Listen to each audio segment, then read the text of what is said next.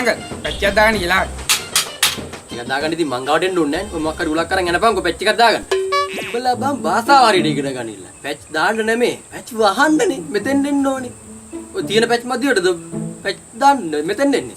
ගනිකොන් ඕක මේක පැච් එක වහලා දෙන්න. රිද්ද. යකෝ දැක්කෙන් දැක්කේ නෑ මේ වගේ බාසුනේ.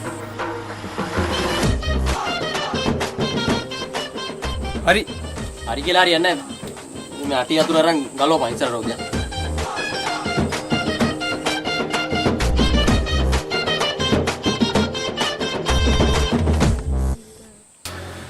යකෝ උඩුව වගේ මන් දිහා බලන් ඉන්න තෝ ඔක ටයර් එක ගලවලා ටියුබ් එක ගනින් ඉතින් එළියට.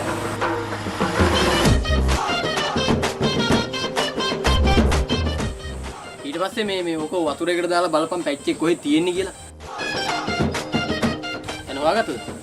එහෙනම් දැන් ඔතන ඉතින් දැනවා ගත්තා නම් ඒක හූරලා දාලා පැච් එකක් මම දෙන්න. ඒක දැයිලා ඉතින් ඔක අලෝපන් ඉතින් ඕක මහ දෙයක් ඈ. දැන් ඕක ආපහු හයි කරලා බයිසිකලෙට හයි කරපන් රෝදේදී.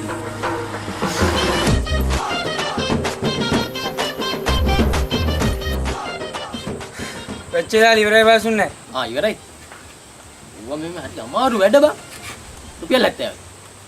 අනේ ඉතින් බාසුනේ මට නම් සල්ලි එපා ඉතින්. මට නෙමෙයි යකෝ 70ක් දීලා බලයන්. පැච් එක දැම්මට.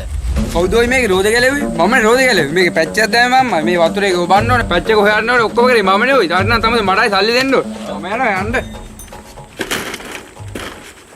යකෝ මේ අටේ යතුරු පාවිච්චි කරපු එකටවත් කීයක් හරි දීලා බලයන්. අටේ යතුරු අරගෙන තල කරගෙන තෝගේ.